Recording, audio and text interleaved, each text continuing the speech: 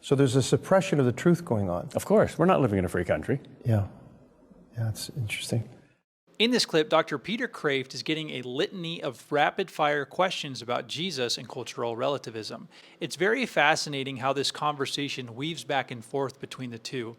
It's as if, on one hand, Dr. Peter Kraft is playing or acting theologian, and then on the other hand, he is playing philosopher. What you will perceive is the many years of study and wisdom permeating this conversation.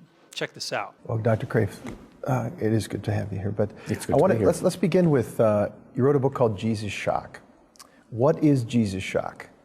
It's the reaction Jesus has on absolutely everybody that he meets in the Gospels and later in history. When you really meet him, you're shocked. You touch a live wire. His friends, his enemies, people who couldn't decide whether they should be his friends or his enemies, they're all shocked. He doesn't fit into anybody's categories or expectations. The Greek word that's used to describe everybody's reaction to him is thauma, which means amazement or wonder. Yeah. And why the timing on the book, Jesus Shock? I think you mentioned in there that you wanted to write that book for some time. And why was that book percolating in you so much? Why did you want to get it out? Well, it's hard to write a book about Jesus. It's easier to write a book about little things. This is a flea writing a book about an elephant. So it's really a patchwork book. It's not a great theological tome. I don't try to surround Jesus. I just point to him from a distance. Look at that, look at that, look at that. Yeah. To be able for people to see the real Jesus. Sometimes I find myself saying, will the real Jesus please stand up? Because there's so many false images of Jesus that are out there. Yeah. And who is Jesus? If he's not the Jesus that shocks you, he's not the real Jesus. And we need to be shocked because we're bored. We're flaccid. We're Laodicean. Yeah. What's the root of the boredom? Ooh, that's a good question. That's an inherent tendency in human nature, I think. Yeah. But especially a relativist is bored. There's no absolutes. There's no sharp edges. You don't walk on a razor edge between good and evil, light and darkness, heaven and hell. You're just negotiating in a round, relative world. Nothing really absolutely counts. So does fallen man have a tendency toward relativism and is called to absolutes? Well, of course, God's the absolute. Yeah. And when we fall from the absolute, we fall into relativities. And we absolutize one of those relativities and we're content with it. That's called idolatry. Yeah. Why is there a direct connection between the relativistic culture we're living in and boredom? What is the connection there? In a relativistic culture, there's nothing that you can reasonably give your whole heart to without bowing down to it and becoming a slave to it.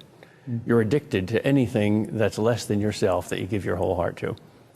So the only way to be absolute, the only way to be a good fanatic is to give your heart to the true God, because he's the only one that will not enslave you.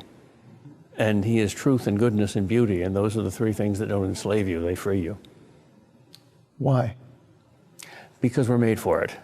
Because that's what God eternally is. And we're made in his image. And we're homing pigeons that have to return home. And that is our home. So we have a demand in our heart. Our heart is designed in heaven.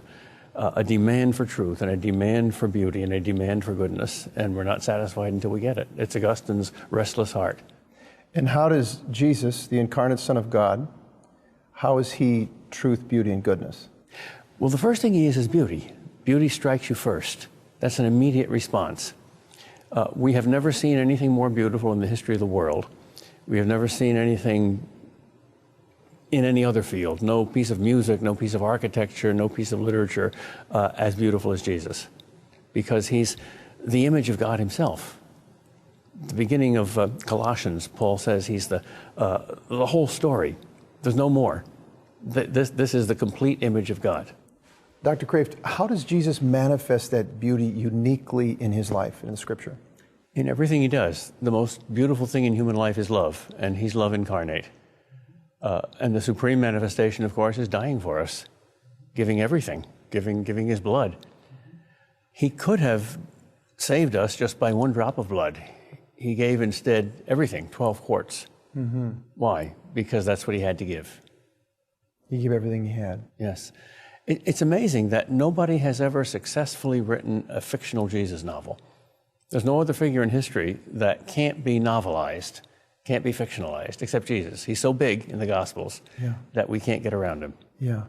What did Jesus communicate about beauty and love from the cross to the world, about the real meaning of it? What is the meaning of beauty and love? That it goes all the way up, that it comes from God and returns to God, that it's the meaning of life. God is love. That was Pope Benedict's first encyclical and the most important thing he wants to teach us. What do you think is the most shocking thing or things Jesus said in the Gospels? Well, certainly when he said in John 6, you must eat my body and drink my blood, that was so shocking that almost everybody left him, except his apostles. Yeah. Other great teachers say, this is my mind, but he says, this is my body. Yes. And when he claims to be God, when he uses that sacred tetragrammaton, that sacred four consonant word that Jews will never pronounce, that is heard only from the burning bush to Moses, they instantly take up stones to stone him, because that's blasphemy if he's not God. That was simply the most shocking thing that ever came from human lips. Sometimes the Lord says things that seem almost outrageous to the ears when you first hear him, like, love those who hate you. Yeah. You know, how do you love someone who hates you? Well, love starts with a feeling, but that's just the beginning of it. Love culminates in agape, not eros, and agape is a will to the good of the other. It doesn't start with love of self. It doesn't start with hatred of self. It forgets self. It just loves you. Mm-hmm. And that's how you love your neighbor, because your neighbor, no matter who he is God's child. You perceive Jesus in your neighbor. Jesus makes a lot of truth claims. He doesn't make meaning claims like my religion, this is a meaningful way. He doesn't invent an ideology. Right. He makes truth claims. Yeah. And we're living in a world that doesn't like truth claims. Today the relativistic world looks at truth claims as like acts of violence or something, and where the culture inoculates us in some ways to being able to see and grasp that. Well, I think you can explain that by the fact that truth claims put you into a responsibility. If it all comes from us, if it's just dreams, you're not responsible to your dreams. But if there's a real person out there, he might have claims on you. Yeah. To say that truth claims do violence to the human mind is like saying that food does violence to the human stomach. The mind becomes free only by truth. It's the truth that makes you free. Yeah. But, they'll say, that's your take on reality, or that's your perspective on reality, and nobody can know absolute truth. And Jesus is making absolute truth claims, and he's dividing the world because of those claims. He is dividing the world, and he is making absolute truth claims. He means to do that. Yeah. To say that nobody can know that absolutely is an absolute. To say there's no objective truth is to claim that's the objective truth. Yeah. To say that there's no absolute truth is an absolute. To say that there's no universal truth is a universal. You can't help contradicting yourself. So would you say, based on what you're saying earlier, that relativism is a kind of, in some ways, the human flesh looking to come out from under responsibility to another authority? Yes. The origin of relativism is not the mind, it's the will. I want to be God. I want to be my own creator, the author of my own meaning. I want to believe that incredible statement in Casey versus Planned Parenthood. At the heart of liberty, there is the right to determine for yourself the meaning of life and the mystery of human existence. Yeah, that's one of the craziest things the court ever said. Crazy. Yeah, and it's a full signing on, isn't it, to the whole culture of relativism? Oh, yeah. It means, hey, God, you're sitting in my seat. Get out. So if it's a will problem, primarily, then how do you confront it as opposed to just a mind problem? To say, look, here's truth. I'll prove to you that truth is here. So if it's not just an intellectual problem, a will problem, how do you battle that? You get at the will from two angles. You get at the will through the intellect that at least plants doubts, that at least makes you feel sort of guilty for being the fool that you are. And then you get at it through the heart, through beauty, through winning. You fall in love with Jesus. You read the Gospels and your defenses are down.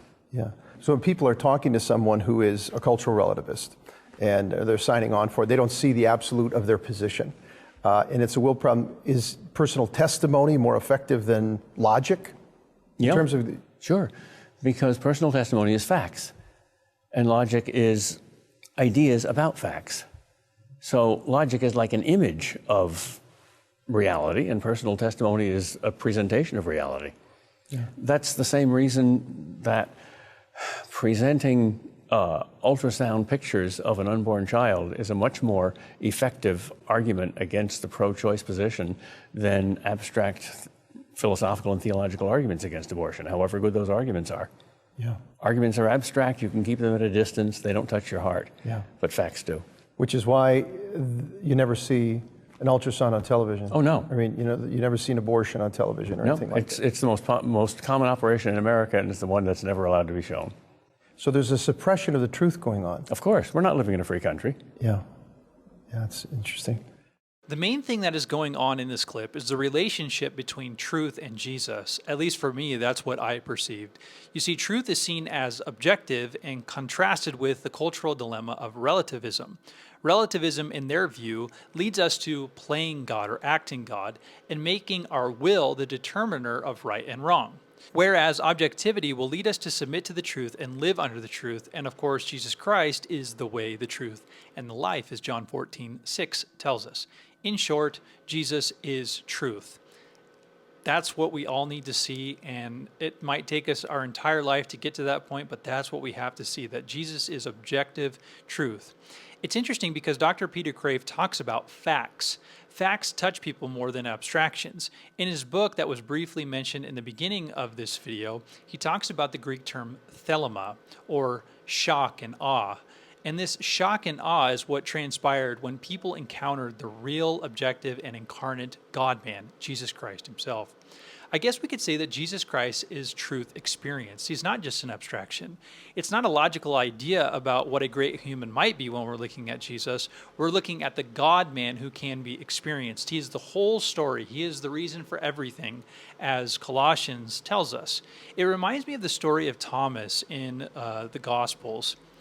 Remember, he wouldn't believe in Jesus unless he saw Jesus. Of course, Jesus manifests himself to the disciples and commands Thomas a divine imperative to touch him, indicating a very real, objective, and sensorial experience that Thomas had with the risen Lord. What does Thomas do? He cries out, "My Lord and my God." It was the experience of the incarnate God-man that won Thomas over. But Jesus goes even further, and this is the beautiful irony. He says, "Better it will be for those who don't see and touch, yet believe." So what are we believing in? We are believing in something that is objectively true. Jesus is the incarnate human, the God-man, who walked in time, space, and history, ascended into heaven, and one day, by belief, one of the greatest virtues. Love is the ultimate virtue, but faith is right there with it. One day we will be face a face, the beatific vision with Jesus himself. This is an objective reality we long for. You see, Jesus can't just be a good idea in your head. He has to be a real person that captivates your mind and overflows into your will or heart. I think the many years of study, whether it be Dr. Peter Kreeft or the experience of St. Thomas Aquinas, that he basically came into the presence of Jesus in a miraculous Eucharistic encounter, all of their seeking, all of their study fundamentally led them to behold the realness of Jesus, the real, tangible, objective, experiential nature of Jesus, which is what we should be longing for as well. We shouldn't stop seeking truth. We shouldn't stop studying theology. We shouldn't stop studying philosophy. Those should all be ends to the means of coming in contact with the risen Lord, whom we will one day objectively in the sensorial see face to face. As the epistle of 1 John says, that which we have seen, that which we have heard, that which we have beheld with our eyes, Jesus Christ, the Son of the living God. All right, that's what I'm taking from this clip. Let me know what you are taking from it in the comment section below. Remember, as always, that Christianity is Christ, and without him, there is no Christianity. And I'll see you in the next one. Peace.